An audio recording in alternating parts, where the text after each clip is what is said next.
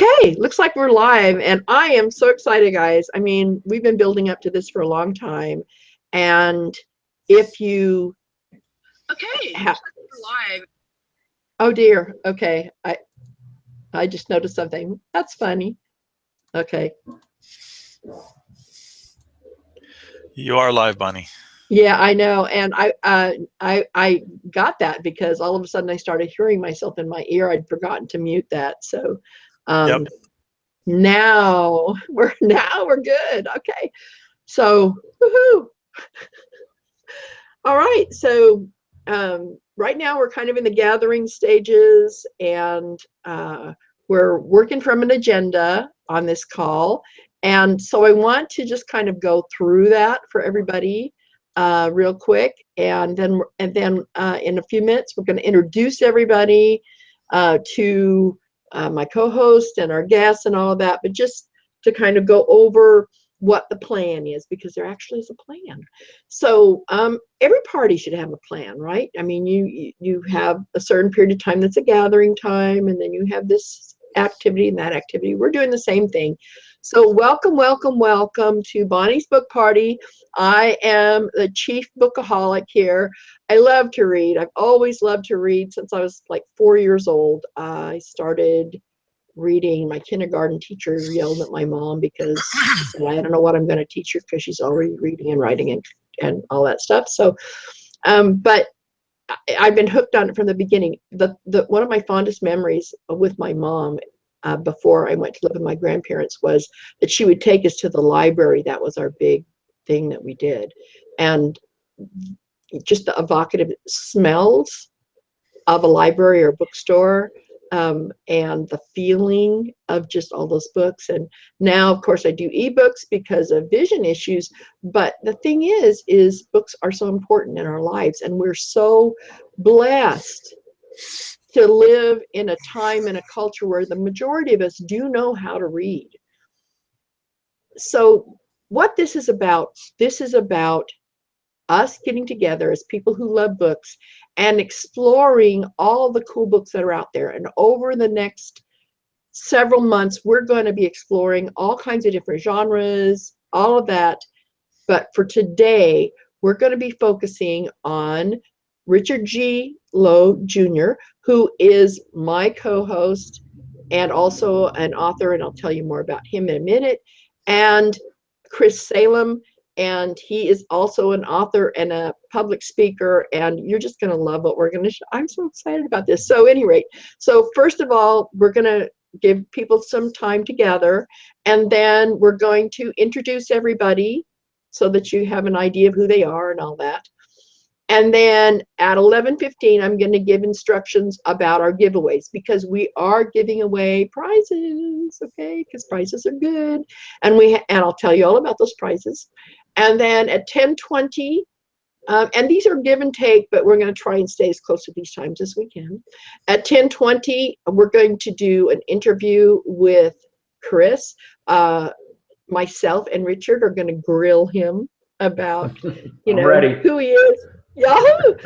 Who he is and what he does and why he does what he does and all that kind of cool stuff. So that's going to be fun. And then we're going to swap, and Chris and I are going to grill Richard. So, all right, which I hear Chris's evil laugh back there. He can hardly wait. So, and I then do a lot of that. how cool. So, and at 11:55, we're going to let Chris tell us about the book that we're spotlighting by him today, called Master Your Inner Critic. And I am so excited to hear what he has to say, because guys, this is a dynamite book. I as a discriminating reader, I'm very impressed with the two books that we're going to show you today. And then at about 12:15, we'll have a 10-minute Q&A where you can ask your questions, and if it turns out that he's so blown you away that he's already answered all your questions, we'll just let him keep moving along, and we'll have some more, Richard and I can just kind of grill him again some more. And then, hey, this is about having fun, guys. And then at 12:25, we're going to be spotlighting the book Network Your Business to Prosperity by Richard G. Lowe, one of many, many books that he's written. And we'll also do a 10-minute Q&A at about 12:45. And then at 12:55, 5 minutes before we'll be ending, and we're going to try and end on time, we will be awarding the prizes. So hopefully that, is good with everybody, and it will help us kind of stay on task and get all this done. Now, we're still very much in the gathering stage. And so any of this, if you come in, this is an open house type situation. So you can come and go, if you need to do something with the kids or let the dog out or whatever, don't worry, because we are recording this and it will be available in its 2-hour format. And then we're also going to break it down into sections so that you can just watch specific sections if you'd like. So you've got that to look forward to as well. While we're getting ready, I'm going to suggest to you, now's the time to invite someone that you know who is a bookaholic, who loves books. Also, people you know who either own a business, are thinking about owning a business, are preparing for a career, or are wanting to improve their personal life, because the things that we are going to be talking about today apply to all of those areas. And, in all the years that I've been doing what I do, which is I'm an internet marketer and I promote people online, in all of those years, the one thing that I know is the more you know, the better life becomes. That's just the way it is. And the things that you learn give you the building blocks you need to be successful in your life. And that may take 5 years for some people to really meet some kind of level of success that they're very excited about. For some people, it may take all of their lives. But wherever you are in that process, the books we're going to discuss today can be real true keys to opening that up for you. And wherever you are in your process, you might be moderately successful right now. You might, really feel like you've got a long way to go. You might even be hilariously successful, but there are other people in your life that need the opportunity to bring themselves up. And, there's that very old saying that I love, that's thee lift me and me lift thee and we ascend together. Or the other one that's high tide raises all boats. What we want to do is we want to make people's lives better. We want to create something that's exciting and fun. And these books, both of them, fall under the category of step-by-step guides. And that's one of the things that's very impressive with this, and we'll talk about that in a little bit. So, okay, so I've been talking for a bit. And we're kind of ahead of schedule, but it's 1:05. So those people who got here on time, I want to be respectful of your time. So I'm going to go ahead and move forward, and we're going to introduce the players. So we're going to start with my co-host, Richard G. Lowe. I've known Richard for a while here, and he and I have a number of different projects we're playing together in, and we're really enjoying, doing that. So Richard, take it away, and let's, tell us a little bit about Richard and who you are and what you do and all that kind of cool and lovely stuff. Can you do that for us? I can do that for you. So my name is Richard Lowe, and I am the owner and senior writer at The Writing King, which is a company I started about 3.5 years ago. I'd been working at Trader Joe's for 20 years as a director of computer operations, and for the 10 years or so before that, I was a VP of consulting at 2 consulting companies. So I've had a bit of experience in the business world, networking and things like that, which led to this book. I just published my 63rd book. That's indie publishing. And I've ghostwritten 12 books and coached 1 book. The book that I coached is going to be published in a couple of months. It's called Digitize or Die. and it's about the Internet of Things. It was a tough book to help with because it's very technical. I'm super technical, and it actually was a little over my head. And the guy who wrote it, Nicholas Windpassenger, is from France, and he's a vice president of a major corporation. And in any event, I'm having a great time writing books and publishing them, and most of my books are aimed at helping people.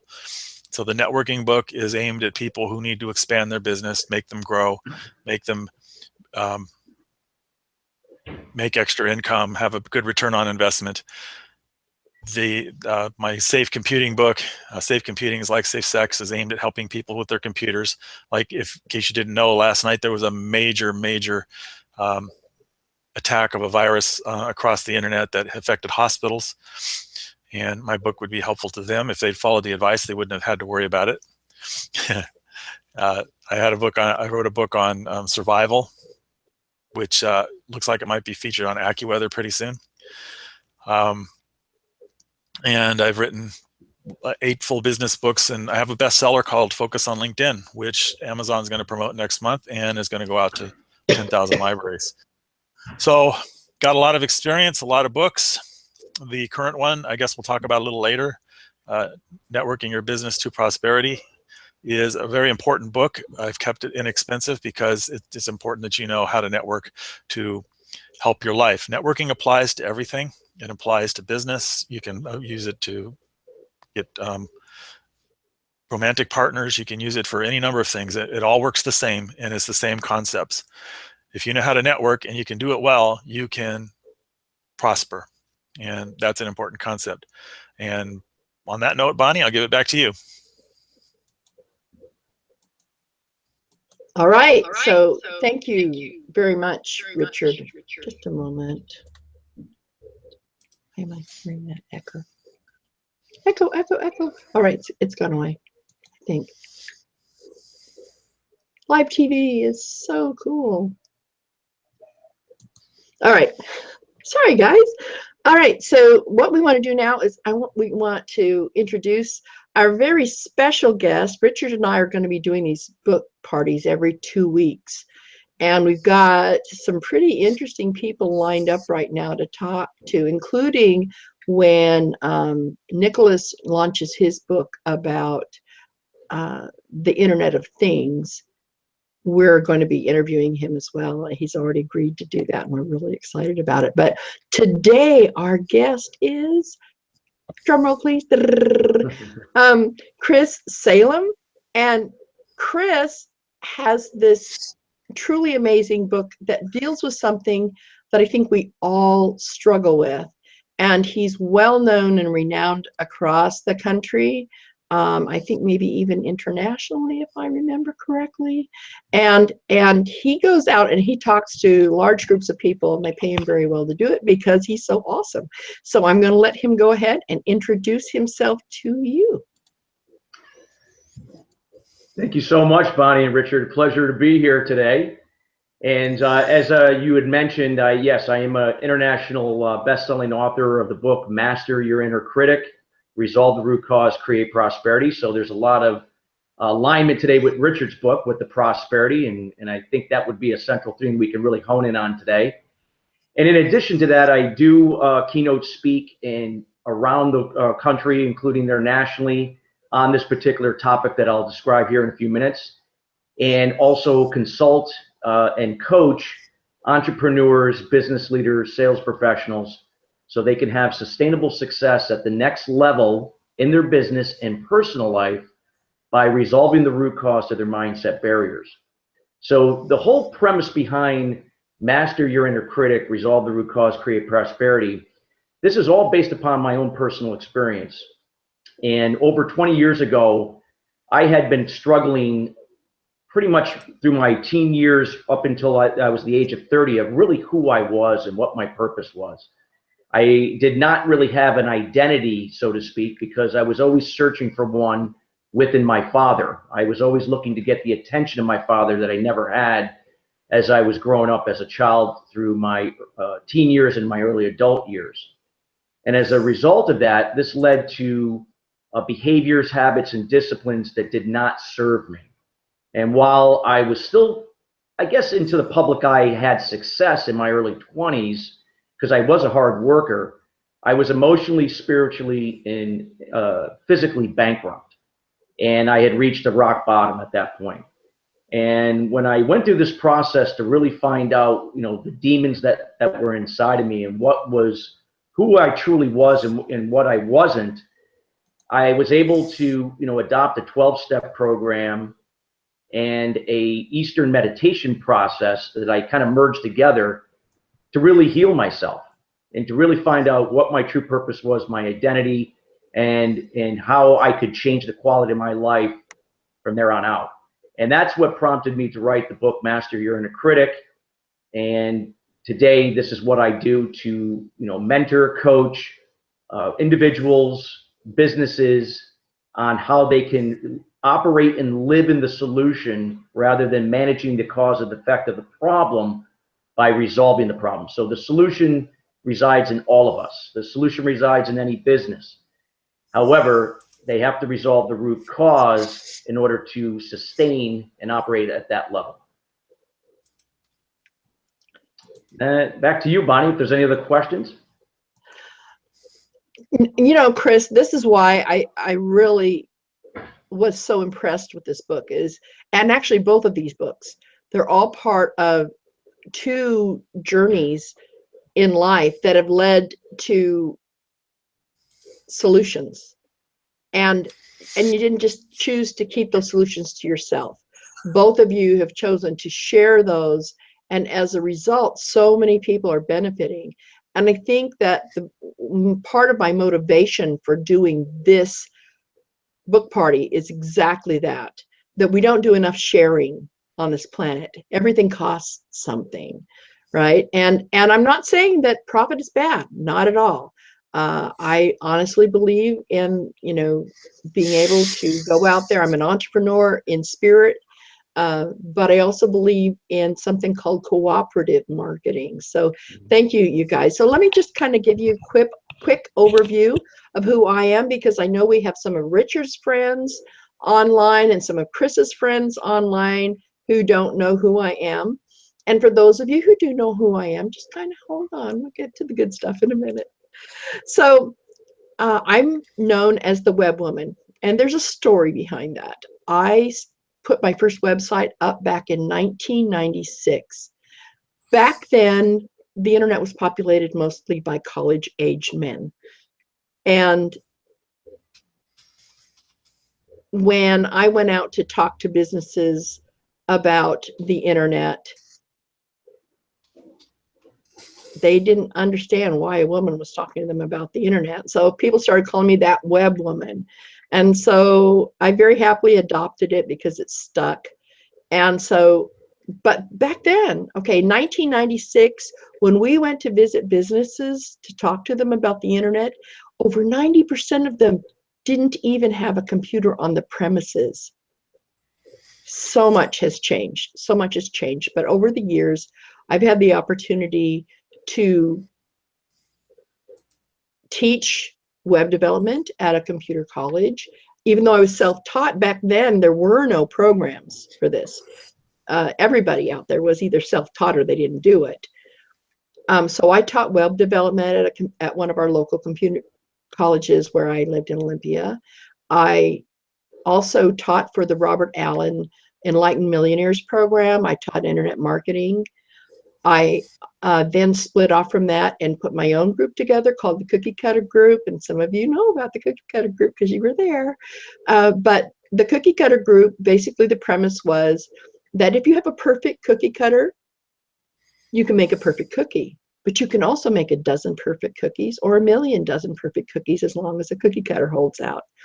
And so what I wanted to do was to teach them that the principles of marketing don't change, the tools change. And so that's been what I've done for so many years. So I have consulted for many companies. I've had the opportunity to create a number of online celebrities in their personal niche, because that's how we deal with things on the internet, because it's so humongous. I mean, there's just so much out there. And so what I do is I help people find their tribe, and I help them find the people who are most interested in what they have, instead of trying to sell something to somebody who just really doesn't care. You know, I mean, that's selling. But marketing is about finding your tribe and making sure that you have what they need, and making sure that you find the people who need what you have. It's a kind of a matchmaking system, right? So what we're doing today is another matchmaking thing. We are matchmaking people who love books, people who want to improve their lives and the lives of other people, with the people who create the books and the trainings that allow them to do that. And we're going to be featuring a lot of really amazing people over time. We've got a few of the bigger names that we're shooting for that we expect that we will have the opportunity to talk to as well. So don't miss an episode. We're going to have a special group on Facebook that's coming up this week that will promote every new event as we do them. And we will continue to make sure that we communicate with our past authors. So those authors will be in the group and be able to, you know, announce when they've got a new book coming up or anything like that. And there will eventually be like a newsletter for the people who are interested in participating, all that kind of stuff. But for right now, we just have these live events, and I am so pleased. We have worked so hard in the background to set this up, make sure that the technology works, and we're still evolving as far as the technology is concerned. But we are just so excited and enthused that this is available for us to do for you. So that being said, let's talk about prizes. You can't have a party unless you know, have some kind of party favors, right? Well, our party favors are pretty cool. So what we have here is, first of all, we're giving away a copy, an autographed copy of Chris's book, Master Your Inner Critic, and an autographed copy of Richard G. Lowe Jr.'s book, Network Your Business to Prosperity. So for those of you who are listening to this and going, I just got to have this book, some of you lucky folks are going to walk away with a free autographed copy, which is pretty darn cool. And then we're giving away a $30 gift card of your choice. I was going to do an Amazon gift card, but everybody does Amazon gift cards. I thought, you know what? Whoever wins this can choose what they want. So it could be a restaurant gift card. It could be, you know, Wally World. Like I said in one of the trailers, it could be Tiffany's. I don't know. Does Tiffany have gift cards? I don't know. I don't know how much $30 would buy you in Tiffany's, but you never know. Maybe make a down payment on something really small. Or, you know, whatever you would like. And Amazon is not out of the question, of course, either. So, and then the final gift that we are giving away is a complete website and marketing analysis by yours truly, the web woman, that will allow you to find out where your tribe is hanging out, what your competition is doing out there, what keywords do you need to focus on that are attainable for you, and what you need to do to either create a website or to rearrange your website so that it converts more leads to sales. So that's that gift, and that is normally I charge $1,000 to do that very thing. So it's a pretty big prize, but you're worth it. Every one of you that are attending today, whether there's 10 of you or 10,000 of you, it doesn't matter. You're all particularly awesome to me just because you showed up. So that's the deal. So how do you win the prize, you may ask? Well, it's pretty easy. Go down into the comments here under the video or go into the live chat and just leave a comment. It could be a question for one of our authors because we are going to have a Q&A later, or it can be a comment about how amazing we all are, because you know that you definitely want to share that with us, or you know, anything else that you have going on. Please, please, please feel free to talk to us and let us know what's going on in your mind.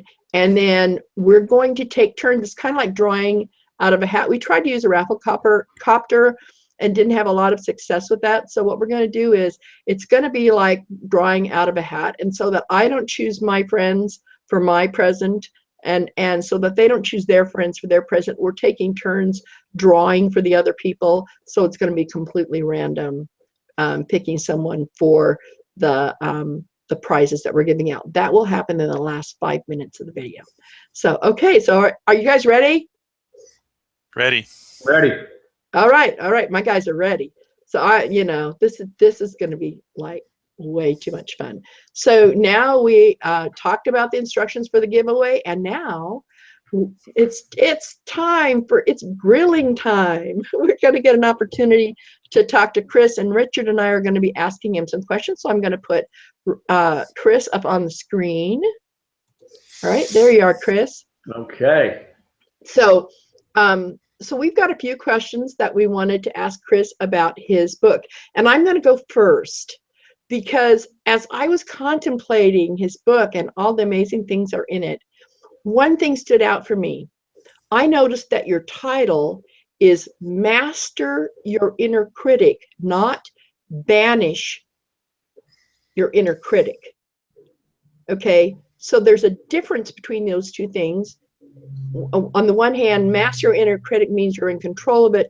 Banish means that your inner critic goes away. Does that ever happen, actually? Does your inner critic actually ever go away? It never goes away. I mean, the inner critic consists both of a positive and negative side. So, and again, it draws from both the conscious, subconscious mind and, of course, our experiences through life.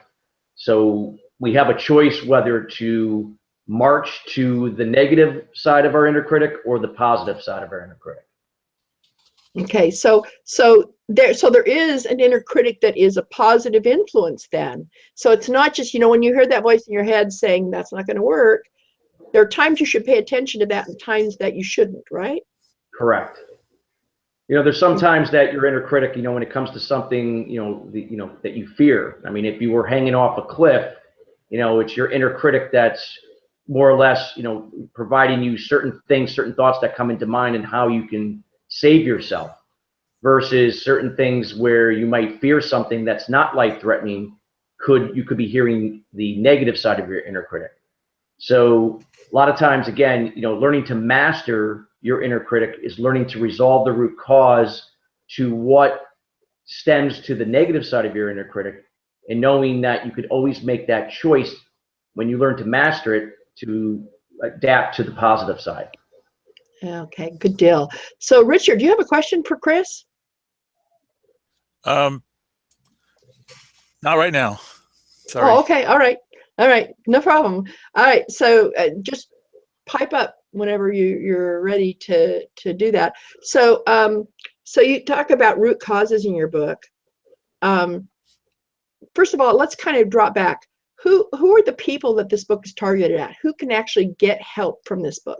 Well, I mean, this book could help anybody, but primarily what I like to do is, people, entrepreneurs, business leaders, sales professionals. These are people that usually at some point are investing in themselves. They're looking, they're investing in personal development. They're reading books that will improve the quality of their business and their personal lives. But we all have this at some point in our lives, and some people live with it for all of their lives. So the whole premise of this book is to operate in the solution rather than manage the effect of the cause of the problem. So if you're looking to take your business to another level, you're looking to take your wellness to another level, your relationships to another level, they're all the same. You want to operate in the solution rather than the effect. Can you explain that a little more? Sure. So in essence, take a look at, when you look at somebody that may be, let's say they're on medication, pharmaceutical medication. When you look at medication, does it offset symptoms for people? Yes. So it does a great job of managing the effect of the cause or the problem. But does it solve the problem? No. In some cases, it actually creates more problems. However, people sometimes look at medication as in their eyes that it's solving their problem, when really it's only managing the effect. What I try to say is that the solution always resides in all of us. There's no solution in the box.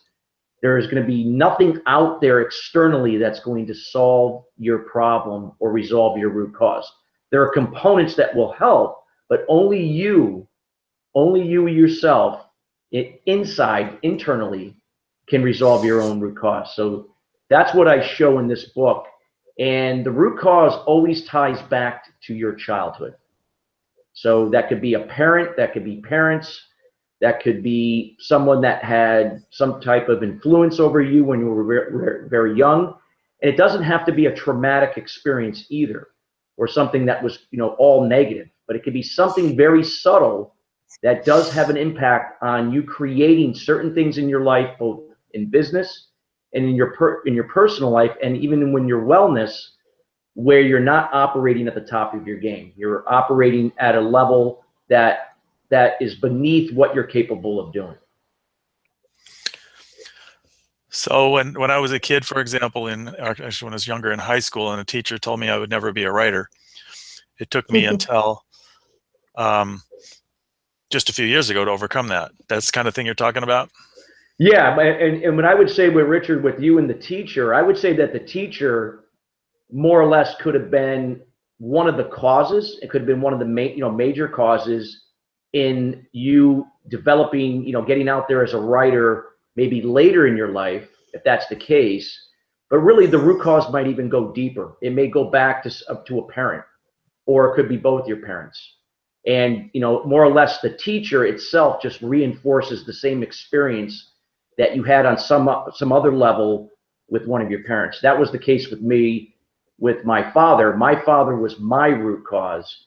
So what I would do is I would choose coaches, I would choose business associates, bosses, girlfriends, that in the end ended up all being just like my father, just to recreate that experience, which in this case was anger for me. So there's a negative emotion that always is tied to the root cause, or a group of negative emotions. And many things in life can trigger those negative emotions, but that would not be the root cause. That's just, again, triggering that emotion, but it goes really deep back to the root cause. So until I resolved the root cause, which was my father, I wasn't able to move ahead and beyond that experience of anger that I experienced daily. So I think what you're saying, Chris, is that when you have a lot of negative voices, sometimes you've got one person who kind of started the chain, and then over time, different people reinforce that idea for you. And it's kind of like, you've got so many witnesses against you that I think everybody has these voices in their head that are constantly helping you make course corrections on the one hand, or degrading you on the other hand. And it's really, really difficult sometimes to figure out, first of all, where it all came from, because let's face it, you live a long life and you're exposed to a lot of different people, a lot of different voices over time. So once we get this idea that, first of all, that inner critic is there, and we discover who or what started that chain of events, you then go in your book, you go into some real detail about how to, first of all, figure that out, and secondly, what to do about it. Because, see, that's the hard part, is those voices are kind of always there. And it's not something that's voluntary. You don't just say, okay, I'm going to think about my inner voices right now. It's just they're there. And when you hear a certain thing, or see a certain thing, or experience a certain thing, they're like these little ghosts floating around you, and they just kind of want to tell you all this stuff, and some of it's good, some of it's bad. So you get into some goal planning that is pretty careful and pretty specific. But how do we make that continue on? It's a great thing. I do this all the time. I read a book and go, oh, yeah, I totally agree with that. And then I move forward and I never do a thing about it. But in your book, this is a book that has to be read pretty carefully, I think. You don't just go ahead and read it and set it down and walk away from it. Am I right? Yeah, the way I designed this book is I kind of took a lot of the fluff out. It was straight to the point. That's why the book is just under 100 pages.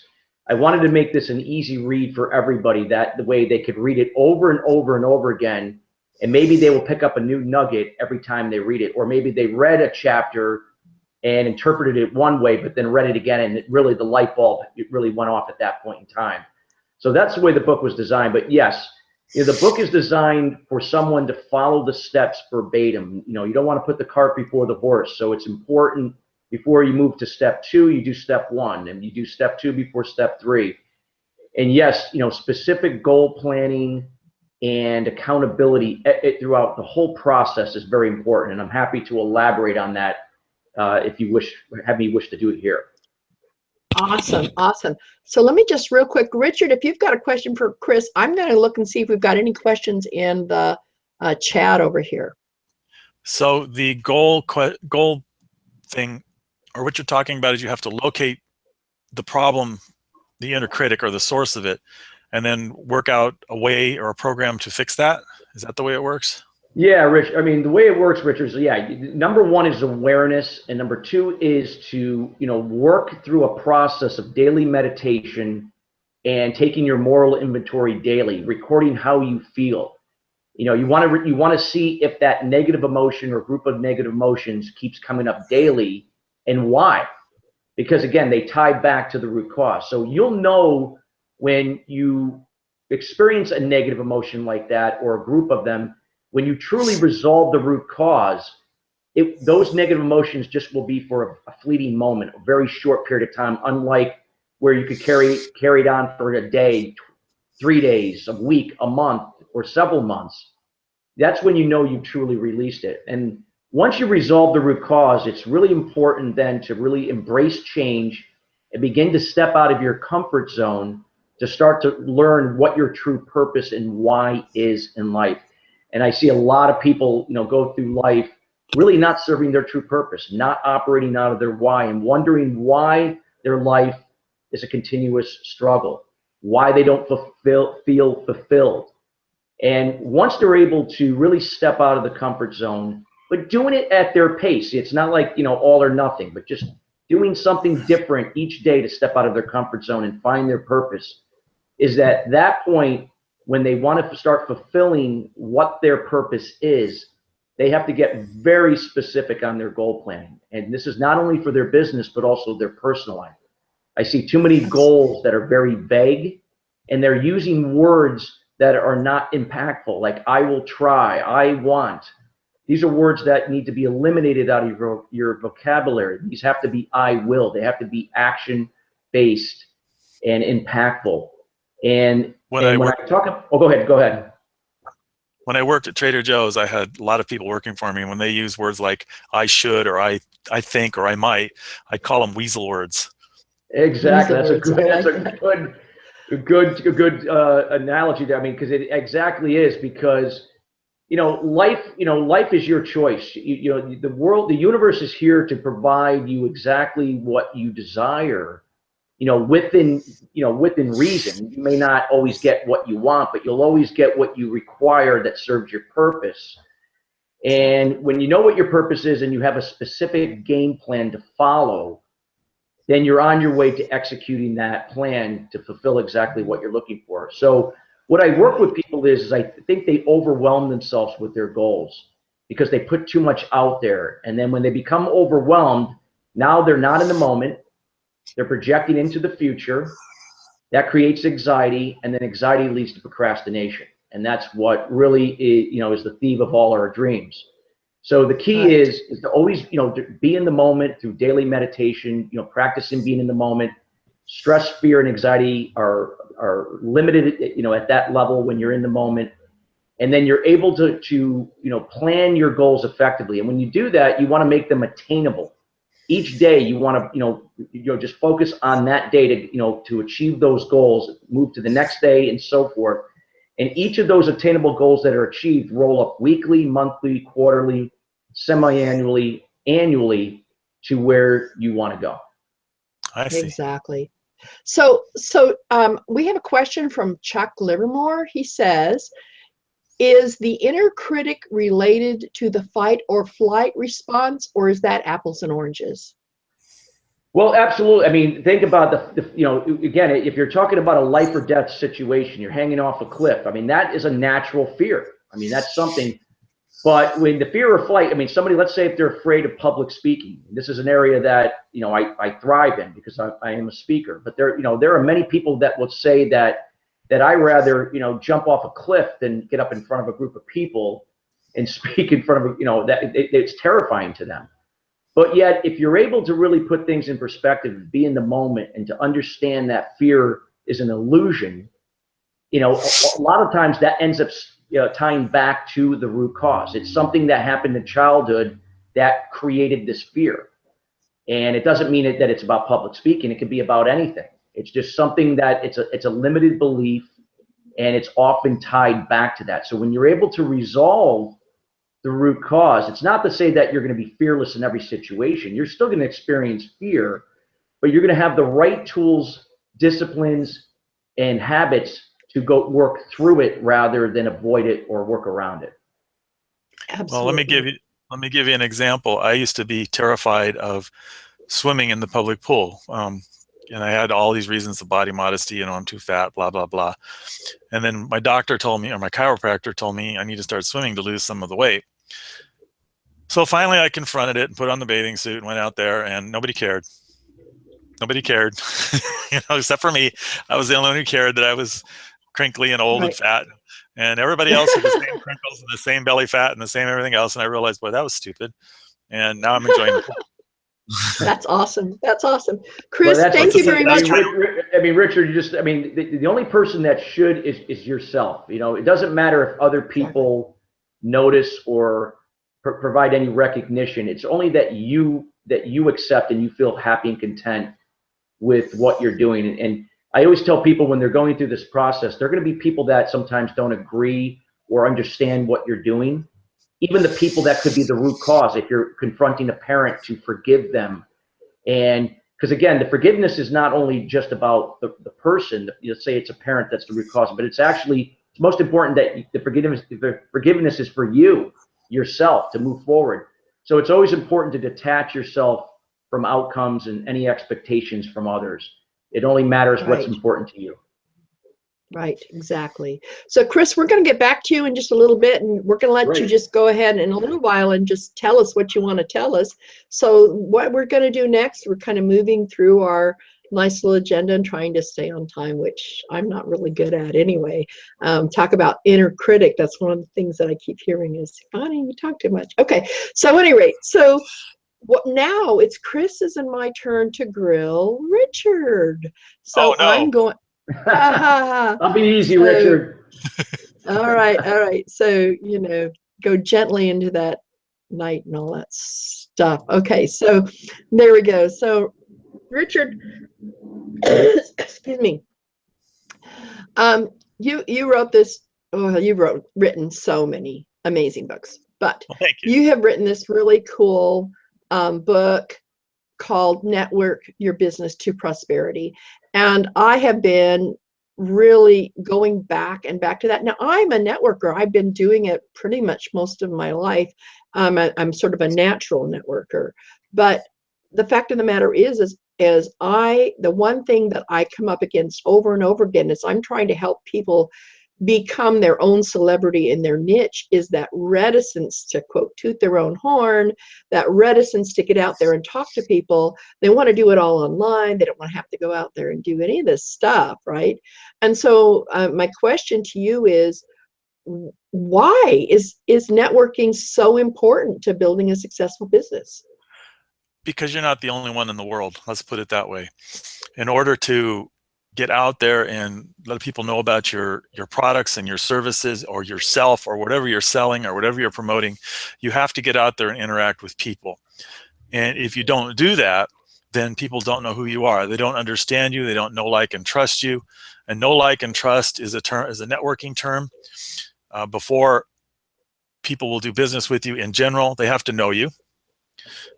So who are you? They have to like you, because they're going to give money or service or whatever you want to people they like. And they have to trust you, because they're handing over money for that new TV to Walmart. They have to trust that the TV is going to work, that the TV is that there's a warranty on it, that there's there's not going to be any issues with it down the road, that if there's a problem with it, they can bring it in and get a refund. These things, they all have to have that know, like, and trust. So when you're networking, you're building up that know, like, and trust. It's a little different on the internet. It's a little bit harder, actually, because there's no in-personness.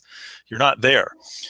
It's an disembodied voice. It's a lot harder to know some text or even a photo or so forth. And that's why videos and photos work better than text, because they can at least see you, and then they can see you moving, and they can see you talking. They can see me waving my hands, and Bonnie's probably saying, "Stop moving your hands. You're not supposed to do that."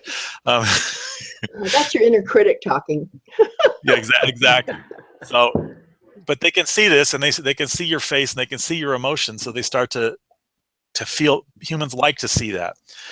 Whereas if you don't do that, then you have to pump money into the system like McDonald's and all the other big corporations do, because that humanness is taken out. So then they depend more on brand recognition, where they're just inundating you with this message over and over and over again until it becomes like a circuit in your brain. And for the smaller businessman or for the writers, and since this is primarily aimed at authors, it's extremely important that you get out into the world, both virtually on the internet and in the real world, and interact with people. And that will grow, and that will grow, and that will grow. And that's just what you've got to do. Get on podcasts, talk in front of local groups, go to your local networking meetings, even if they have nothing to do with writing. I'm in several. Go to writing critique groups, all kinds of things. Get on podcasts. Get on this show. Yes, please do. And that's basically, you have to do that, or you're going to have a very, very hard time getting ahead. That's right. So, Chris, did you have a question for Richard? Yeah, I mean, I agree with Richard and everything he's saying about networking, because networking is so important when it comes to, your professional career. It's, the people that you know. Richard, I always find that sometimes that with people, when it comes to networking, some people are great givers, some people are great receivers, but sometimes I see a lot of people, they're not good at simultaneously doing both. And, networking requires that you give as well as receive. And I see sometimes people that develop resentments when they give, but don't get anything back because they don't know how to ask or receive. Wanted to get your take on that and what you feel on that. Well, one of the roots of networking is, as I think you're saying, is giving. You have to give. So, like when I'm on LinkedIn, one of the first things I ask is, what can I do for you? Is there anything I can do for you? Or let's set up a talk so we can figure out how to help each other. I don't mention products and services. We're not at that point yet. But obviously you don't want to be taken advantage of. And so you kind of have to keep like a mental picture in your mind. I don't bother keeping a ledger. Some people do. Some people, I've known some networkers who have a book with every single person in it. And yeah, I've given this guy 3 things. He's not giving me anything back, so he's out of my list. I don't bother with that, because I kind of look at it as karma. I give the people things. I help them out sometimes. I'll give a free consultation to a person on their website for half an hour, and they'll never come back, and they'll never buy my services, and that's fine. I give the show here is pretty much giving to writers and helping them out in both the audience and the writers who appear on this show, and that's a way of giving back to the community. In groups, I give a lot. But then there's sometimes when I need something back, like I need a review on my book, or I need somebody to do a beta reading, or I need somebody to buy it, and you just got to ask. You go out there and you ask, can you guys do something for me? Now you got to keep the resentment out of it. Sometimes you're like, well, nobody did anything for me this week. I feel kind of bad about that. Well, so what? Stop that. That's your inner critic, as you would put it. You just keep giving, and it kind of creates a vacuum, if I can put it that way. You give, and a vacuum comes, and somebody starts giving back, and that's what I found. It's not the same person quite often. I might give to you and give to you and give to you and give to this person and give to this person, and then this person way out of left field will come in and give me something totally unsolicited. It's like, where the heck did that come from? That's karma. Absolutely. I agree. I totally agree. And I think that a lot of times what we find is, for instance, you've given to somebody, they're not in the right place yet to give back to you or to request your service or whatnot. But down the road, it might not be for them. They may say, I just had this happen to me just this last week. Somebody that I've been talking to about helping him out with his website and whatnot, and I've been giving him some tips and whatnot. And he came to me and he said, hey, listen, I've got this friend. He really needs some help with his marketing. Can I make the connection with you guys? Sure, great, thanks. I really appreciate it. And so that's kind of how it goes, you know, and that fills your pipeline. It's something I talk about a lot when we're talking about marketing. Is when you do certain things and you give and you make these various connections, that pipeline starts to fill up. And until it's full, it might just be dripping, but when it gets full, it just pours out. So now I have a question for you. Is there a wrong way to go about this networking thing? Yeah, let me respond to what you just said first, and then I'll answer your question. Sure. One of the things you have to be careful of is you can't be an enabler. Yeah. And I think everybody knows what an enabler is. That's where you're helping somebody, quote, quote, to the point where they're not doing they're doing something harmful, and they're not like getting a job, or they're on drugs, or they're on alcohol or something like that. It's somebody wise said once that you have to teach people rather than just give things to people. So it's far better if somebody's asking for help to coach them, if you can, than it is to just give them something. And that's something I do all the time, is coach them how to maybe do a book cover, or coach them how to proofread their own work, or coach them on something, rather than just doing the proofreading for them, because then they don't know how to do it, and they'll come back and they'll come back and they'll come back and they won't learn anything. Okay, what was your question again? The question was, is there a wrong way to go about networking for your business? Yes, I'm good friends with the president of RGA Networks. That's a networking group here in Florida and in a couple of the surrounding states. And one of the things he said is the wrong way to network is to sell. Networking is not sales. That's a whole different task. That's a whole different specialty. What networking is what we just talked about. It is getting to know people and making connections and keeping those connections live. What selling is something totally different. You can do selling later on down the road when you're networking, but you don't want to go up to somebody and say, hi, my name is Richard, will you buy my book? You've immediately shut them off. And we've all done that as beginning authors, I'm sure. I used to put out posts to Facebook, buy my book, buy my book, buy my book. And it was like, why is anybody buying my book? Well, because they don't know me. They don't know what my book's about, and they don't care because I haven't taken the time. So right. That is not the way to network, and what you're going to do is push people away. Absolutely, absolutely. So, by the way, Richard, someone in the chat said, let's see, it was Rebecca Livermore says, I love the swimming pool example that you did earlier. And Chuck says, give a man a fish versus teaching him to fish. And so obviously our right. People who are watching here are totally getting it. Excuse me. I'm so sorry. So anyway, I'm trying to look at our agenda here real quick to make sure that we're on. Okay, so yeah, we're good. So I just want to make sure that I had time to ask a couple more questions. Chris, did you have another question for Richard? Oh, no, I love what Richard was saying. I would say, Richard, when it comes to networking, sometimes I think people overall think networking is for salespeople or, high-level business people or network marketing people and so forth. But networking is obviously something for everybody. It doesn't matter what vocation you come from. Just, I guess, if people that are listening that maybe have this perception that networking is not for them, what would you, provide to them to let them know how this could be effective for anything in their personal life or business? Well, let's say they're looking for a romantic partner, was wondering how to put that. They're looking for a husband or a wife or a date or something. The best way to do that is to network. Match.com and all those other things can work, but you get out there with people and you just start meeting people. And you might go out with the guys, you might go out with the girls, you might do whatever. They know people, they know people, they know people.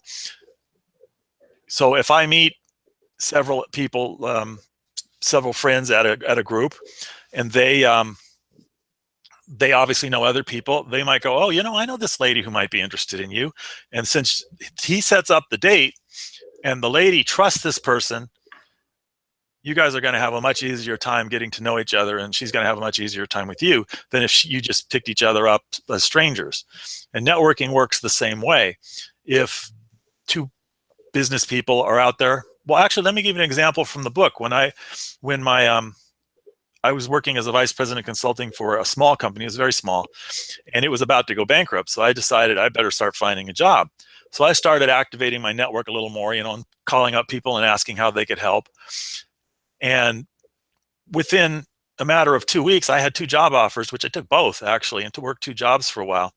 And the way that worked is, normally when you're looking for a job in the traditional way, you send out your resumes, it goes through HR, it finally gets to the person maybe who needs to see it. He looks through it and he says, oh, this guy doesn't know COBOL or whatever, and throws it in the trash because it's missing the words he wants. But if you get introduced by someone in your network, say Joe introduced you to Fred, who's looking for a programmer or a writer or something, then Fred is going to trust what Joe says because he knows Joe. So you get introduced, and then you've bypassed the entire HR department. You bypass the whole resume thing. He's going to look at it still. And you're talking one-on-one with him as an interview. He already knows who you are because somebody else told him. He already has a certain amount of trust in you because somebody else trusted you. And this is how you're going to land a job.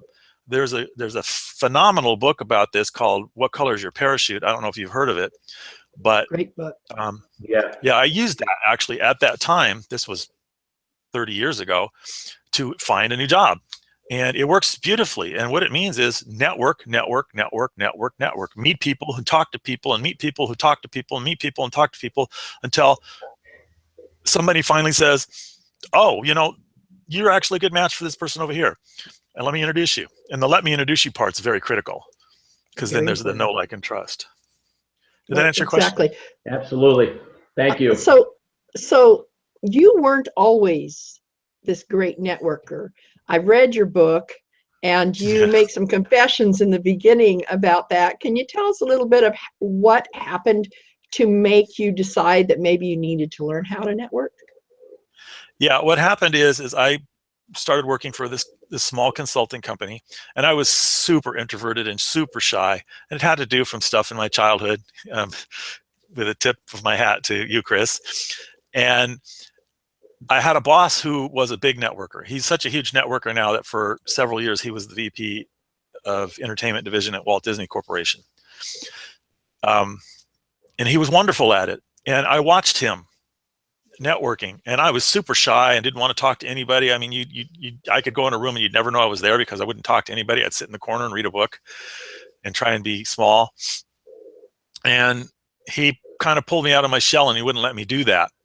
And he would introduce me to this person, introduce me to this person, introduce me to this person. And before long, it started to become natural. And then as time went on and I had to find a new job, it was like, oh, this networking stuff really works. And then further on down the road at Trader Joe's, we had a major computer crash, significant. And it was on a weekend, and I had to get people in, and everybody was gone on vacations and things. And I had to use my network to get people in to the shop. And I just, as I say, activate my network and start calling people and asking for help. And that's where the karma comes in. You've already done stuff for them. They're probably not going to say no. If there's any way they can do it, they're probably going to say yes, because you've already helped them. And I had people coming in and helping me who drove 50 miles to come in and help us fix our computers, or worked over the phone lines and stuff. And it was kind of an amazing thing to see, to be able to just call people and say, yeah, I'll be in, I'll help, no problem, you're in trouble. And one guy, he was one of my lead consulting guys, a guy named John.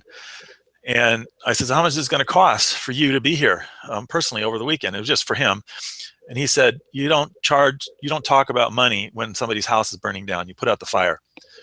And he wound up never charging me for that time. He charged for his people, but not his own time, because his people need to be paid. But it's that kind of attitude that networking creates. You're actually, you know, like, and trust each other. You're to a certain extent, you're friends. Right. I mean, not close friends, but necessarily, but you're at least friendly and you know each other. So right. There you go. Exactly.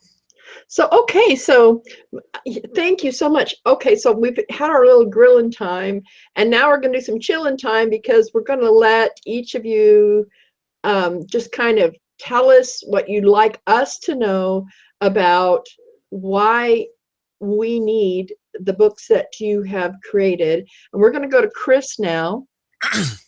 And just a second here.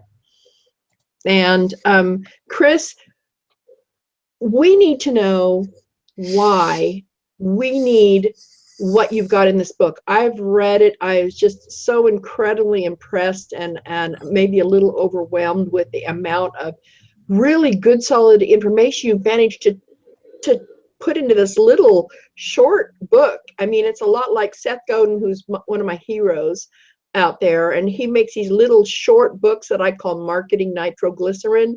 This is definitely this concentrated approach and step by step. And so what is it about this book that's so amazing? Well, I mean, I for the last 15 plus years, I've just experienced a life of prosperity, and this is how I live. And my life was not like that before. My life was a living hell. It was a struggle. There was a lot of demons I was battling. I battled addiction that was a byproduct of the anger to the root cause being my father. And I see a lot of people struggling. Either they announce that they're struggling, or I can see it behind the fake smile that there's something going on. And I see so many people, looking for the answers, but they're looking outside of themselves. They think there's a solution in a box. There's a magic pill they can take that's going to make them feel better, or make them look better, or it's going to improve their business, or it's going to give them the relationship they've always desired. And again, all the solutions are always inside of us. And this is the reason why this book is so important, because it took me 30 years to figure it out.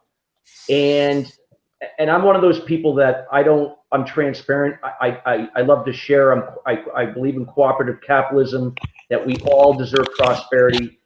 But again, in order to achieve prosperity, we have to find that balance within ourselves. We need to find our true purpose.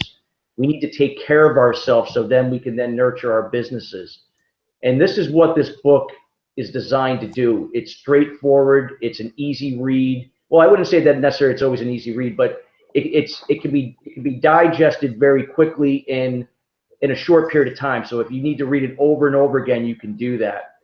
And it's going to lay out the blueprint that you can recreate a life that was designed around your true purpose, that you don't have to live within your false self, that you can live within your true self, that can then manifest and take your business to another level, that can take your well-being to another level, and then find that relationship, if you're not in one, that could be thriving for the rest of your life, or one that you're currently in that you can nurture back to where it was back when you first met. All of these things are possible, but it starts and ends with you, and you need to be accountable, and you need to follow the process. Success is not a destination, it is a process. And this is what this whole book is about.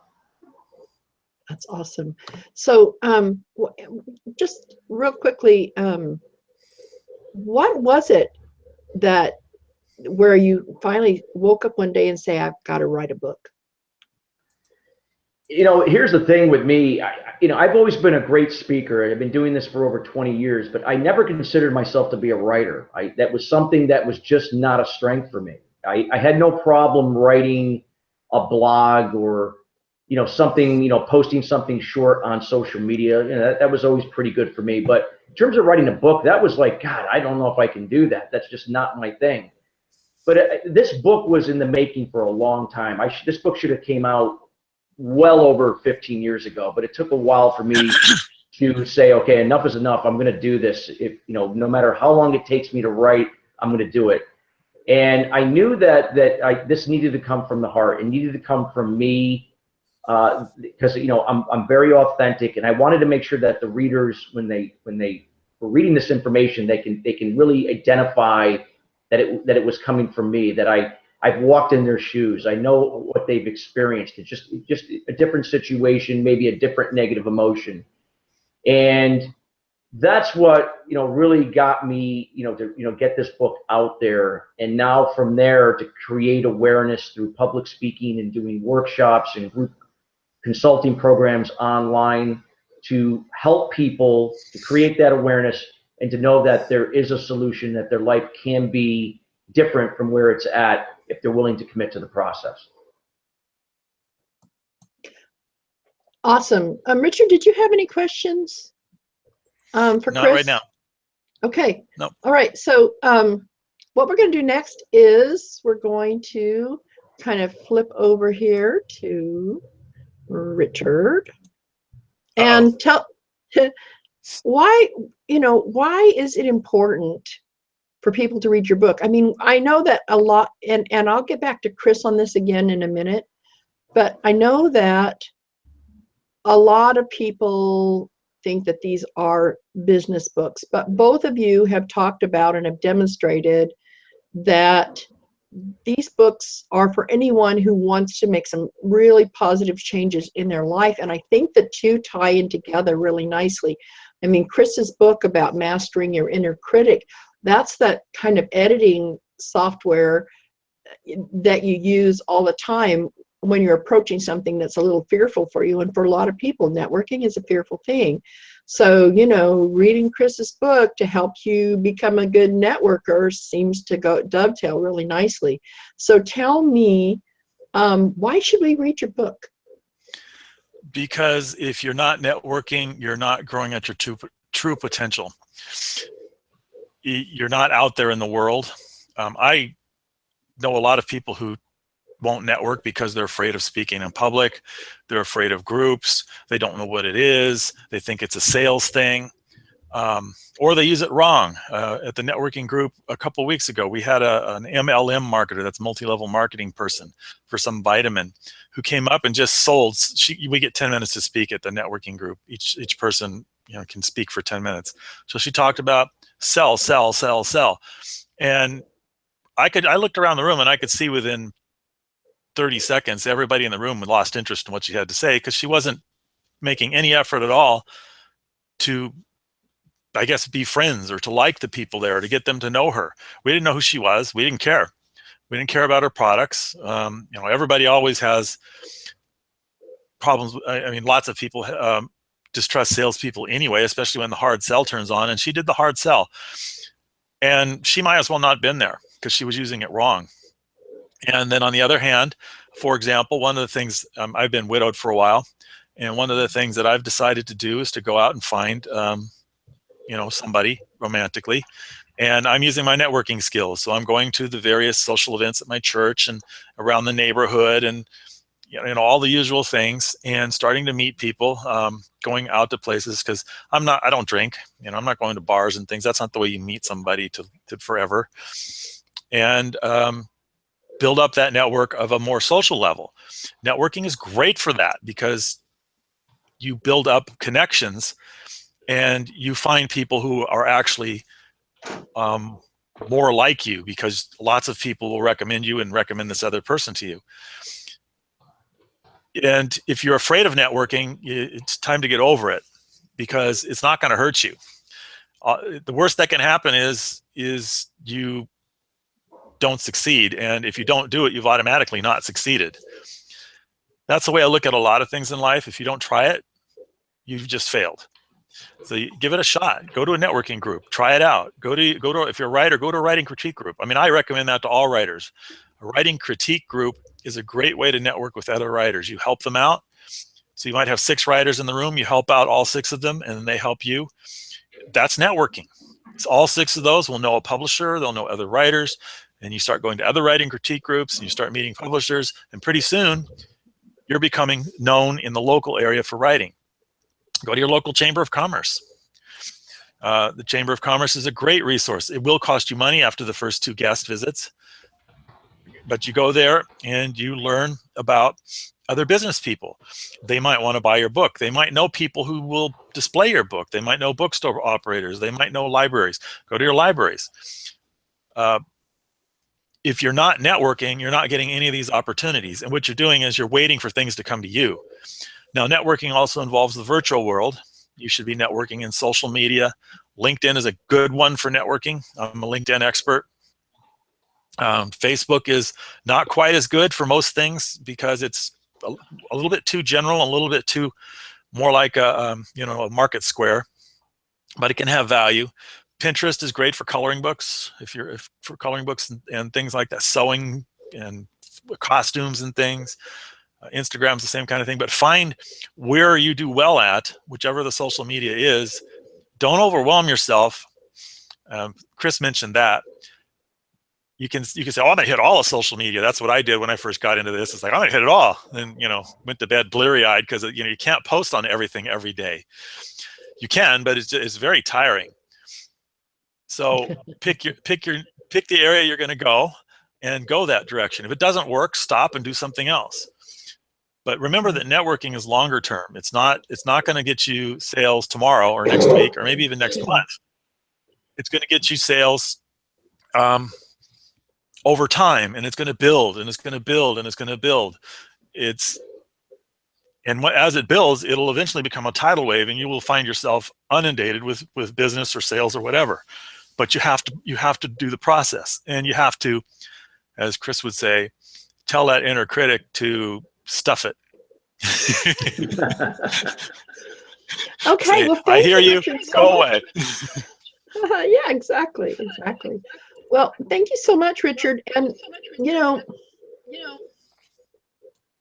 this for me is a really important part of my journey because, as I said, I'm a natural networker. But here's the thing you should know.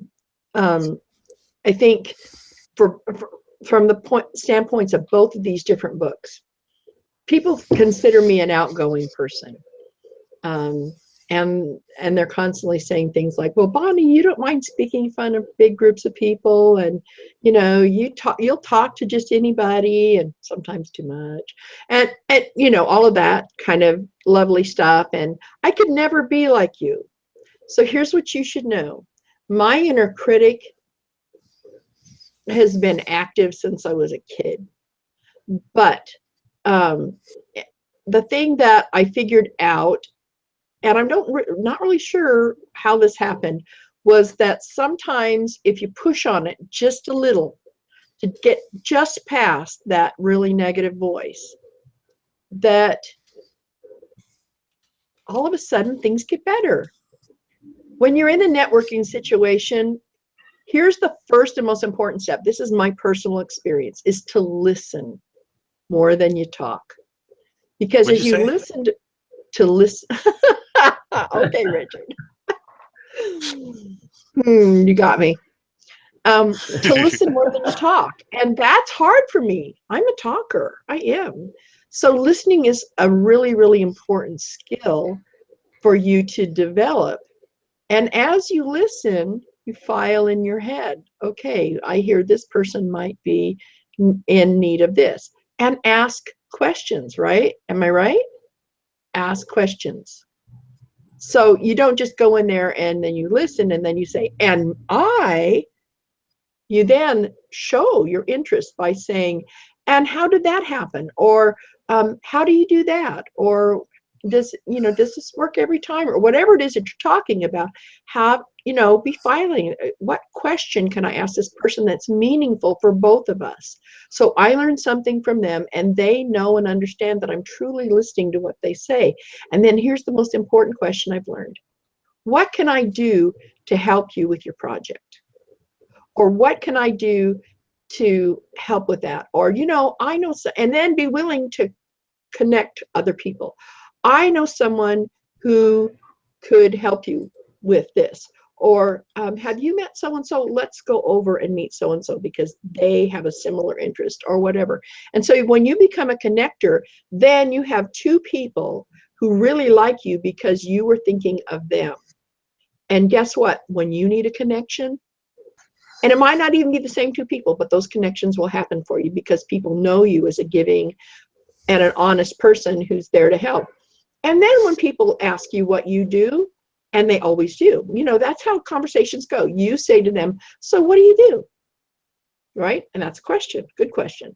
And then they say to you, blah, blah, blah, blah, blah, blah, blah. This is what I do. This is what I do. And the natural thing for them to do is to then in turn say, and what do you do? And that's your turn. Now, sometimes there's some people who are so self-centered that they don't ever ask the question, or they're just not paying attention to anything but what they're saying. And you know what? That's okay. Let them do what they do, because then you can move on to the next conversation with the next person. But networking works. Now, the other thing is, don't let yourself get pushed out of that opportunity because your inner critic is going, oh, Bonnie, look at you, all that gray hair and those glasses, and you're such a geek, and you talk too much, and blah, blah, blah, blah, blah. I know. I mean, I've got a big, long list, right? And they'll just, that inner critic will go on as long as you allow it to. And Chris will give you some tools in his book that will allow you to turn that noise off when it's just noise.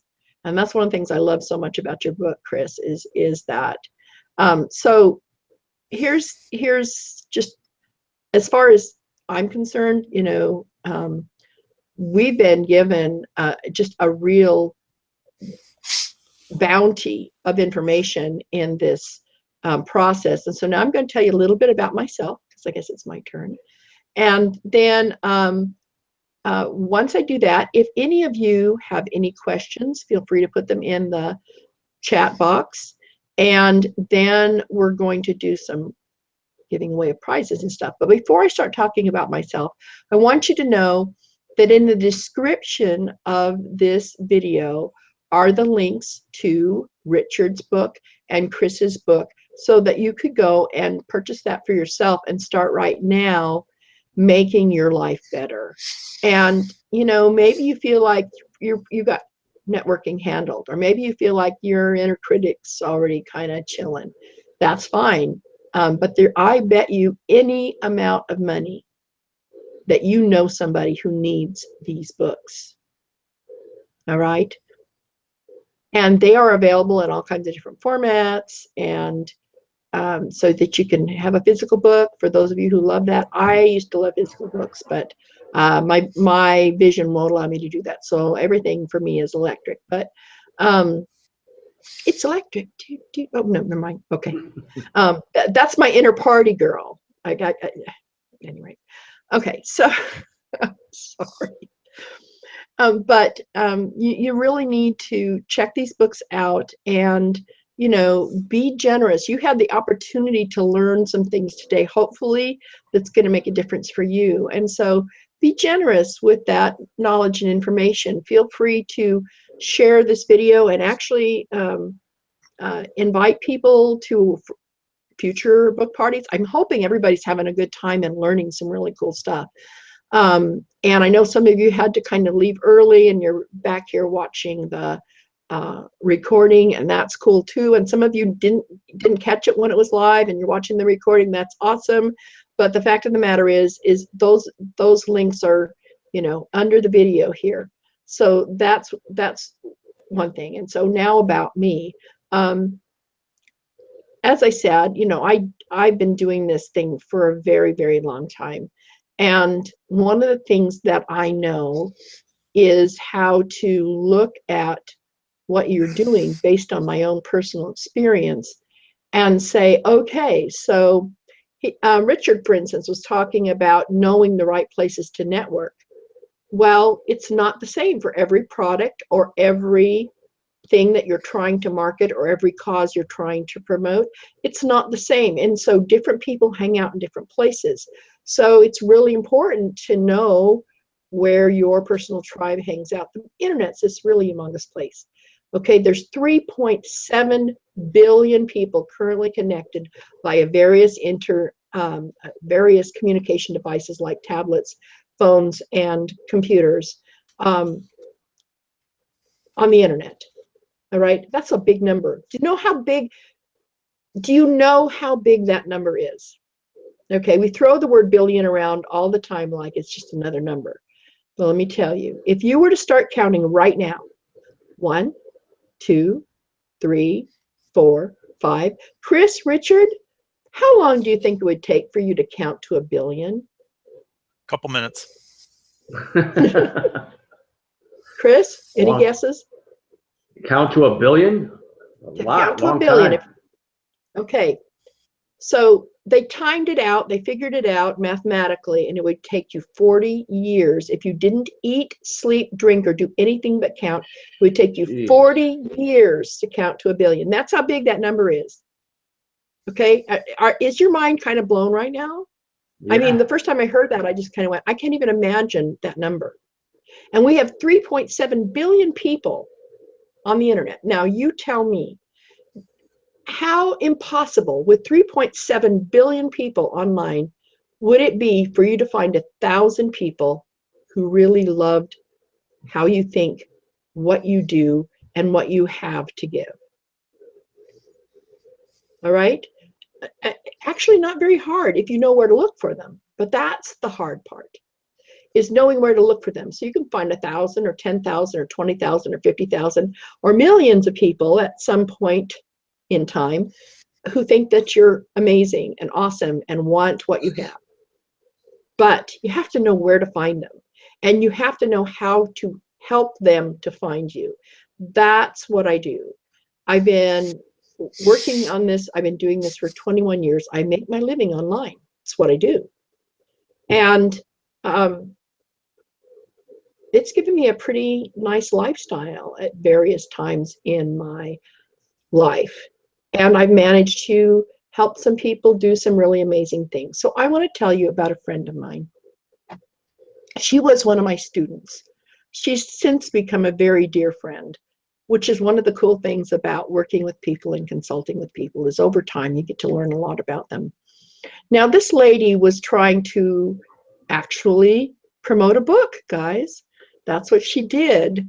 She had written a children's book, and she had a couple other books that she'd written that she hadn't really had any real success writing about. But what these books were about was about Christmas. The one was called Joey the Blue Kangaroo Saves Christmas, and the other one was about Christmas traditions around the world.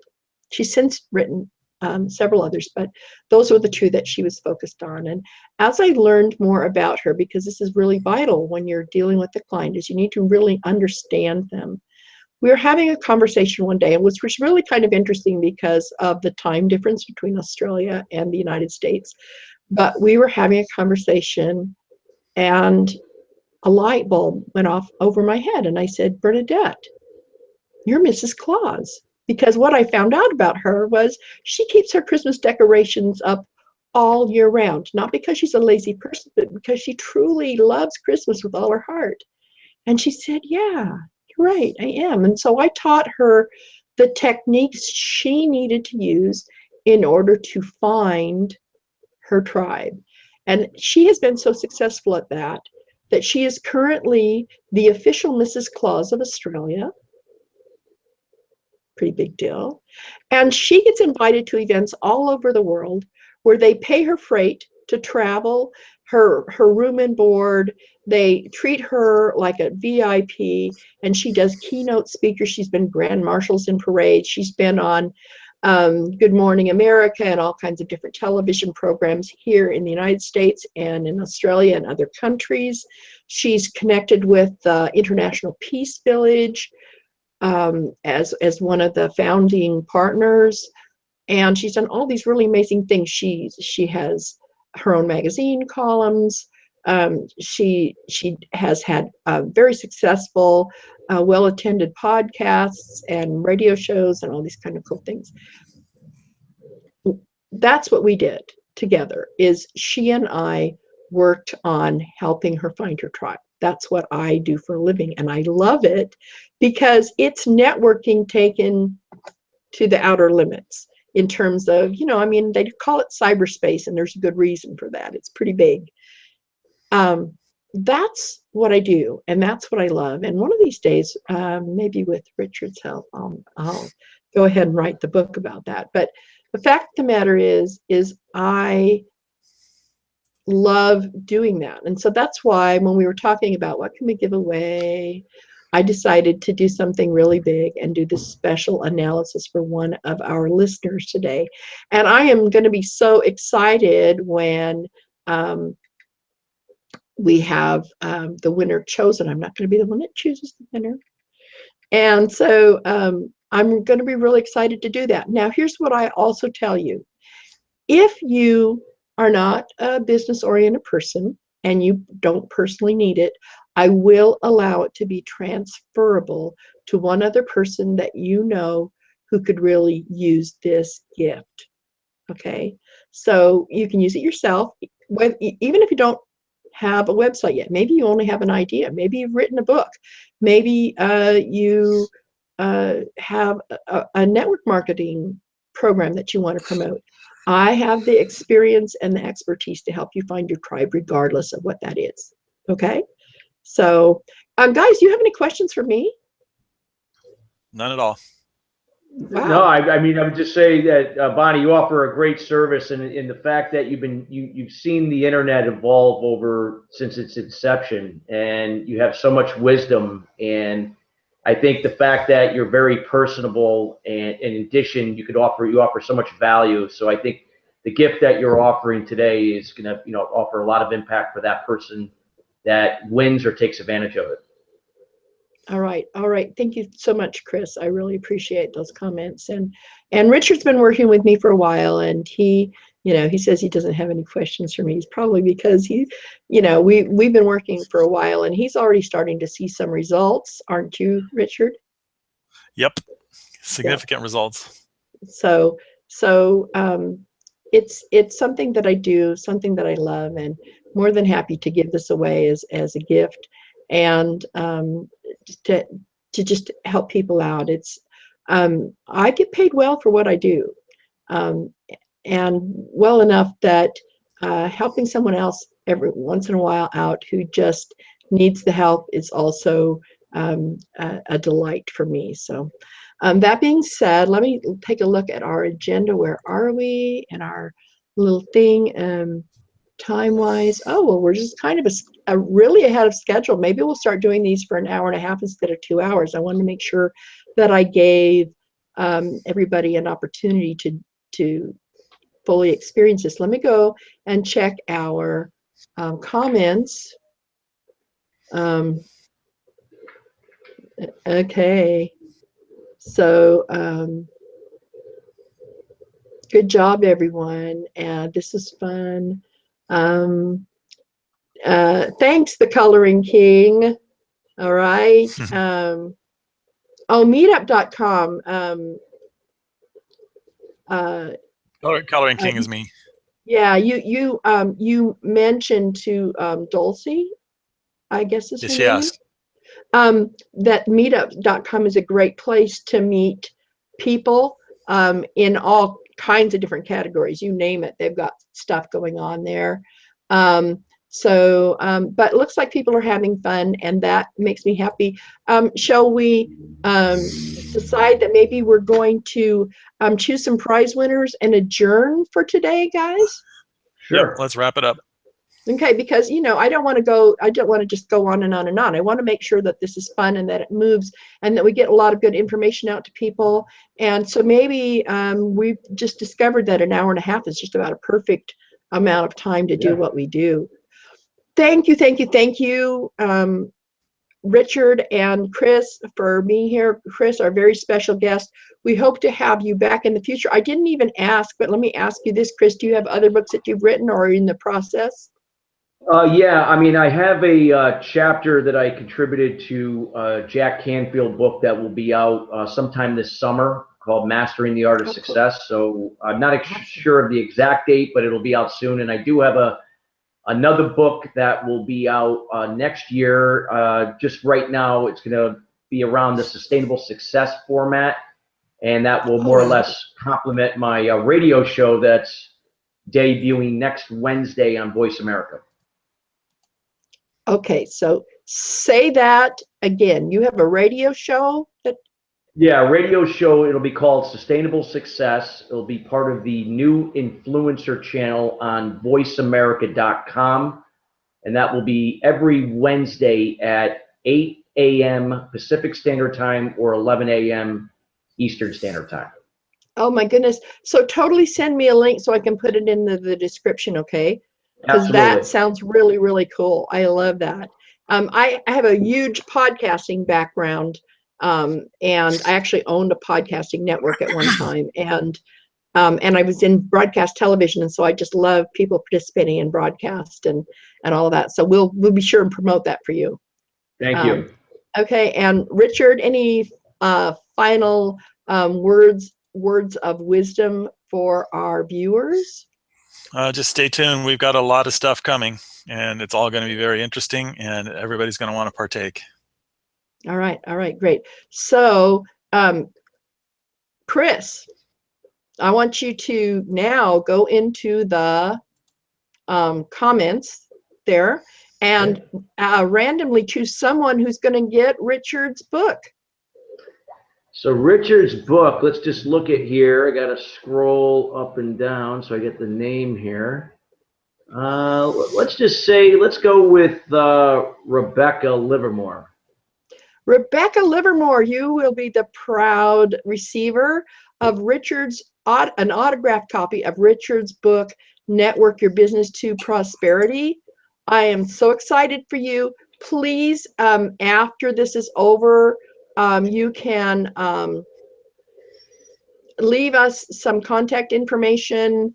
I'm assuming that you got on here from the Facebook event group. So if you go to the event page and then contact Richard via the event page to give him your information so he can send that to you, congratulations. You're going to love it. It's going to be great. Okay, so now, Richard. Okay, let's see. Okay, let me make sure I got it right. Okay, so Richard, now you get to choose somebody, drum roll please, for Chris's book. Who is going to get Chris's book? Chuck Livermore. Oh, okay, Well, Chuck. Chuck and Rebecca, it's gonna be easy. One address. Right? Oh, well, see now what's really cool about that is now you can swap. That's really, really great. And also there have been some people that have had, are not maybe currently online, but have had to kind of sneak out and whatnot. So everybody's eligible. And so now, Chris, we'll go back to you. Okay. And you're going to pick the person who's going to get the $30 gift card. Well, I think, everybody asked a lot of questions, but I'd like to offer that. Is it to Dulce Hope? Okay. All right. So Dulce or Dulce? Yeah. At any rate, you know who you are. You just want a $30 gift card. Decide what you want. And once again, you can contact me. I'm the person that's doing that. And let me know how I can get that to you. And you'll be receiving a $30 gift card to use as you choose. Woohoo. All right, so now it's going to switch back to Richard. And Richard, you get to choose the grand prize winner.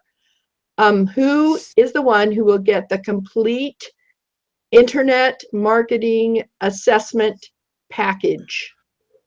Barbara Moss. Barbara Moss. Awesome. Okay, Barbara, you know how to get in touch with me. So everybody, thank you so much for attending our book party. Woohoo, we had fun. I really, really enjoyed doing this, and I'm really glad that I got such great support from Richard G. Lowe Jr. my co-host, in planning this and putting it together. And Chris, you're awesome. Can we have you back sometime? Oh, absolutely. Anytime, Bonnie. And Perfect, Richard, I perfect. enjoy being on. I love contributing in any way that helps. Awesome. That's terrific. So now just one other thing. Folks, if you know an author who has an awesome book in any genre, in any category, please contact me and let's make a connection. We're networking here now. I want you to make a connection with me. If it's you, great. Let me know. Do you have a book that's awesome that needs to get out there? Because if you do, we want to hear from you. So you can get in touch with me via my Facebook page. It's Bonnie Dillabough. Or you can go to the event page, or you can put some information in the comments. If you're watching the recording or whatever, put some information in the comments so that I can make a connection with you, and we can get together and put our heads together about how you can participate in this. I'm not charging anybody for doing this. This is just, I'm doing this because I love books and I love authors, and I love the opportunity to expose all of my bookaholic friends to the really, truly great books that are out there. So please, please, please get in touch with us. I'll probably edit this so that I can put a little thing here at the bottom that says, or up at the top, that says how to get in touch with me specifically about this. Whatever you do, just say, hey, Bonnie, I'm an author and I'm interested in your party. So, we'd like you to party with us. And that's it. We're done, guys. Thank you, thank you, thank you, thank you, thank you for being here and us being together. Thank you, guys, for being here. I had so much fun. I hope you did too. Yep. Great time. Thank you. All right. Take care, everybody. Bye-bye. Bye-bye. Bye.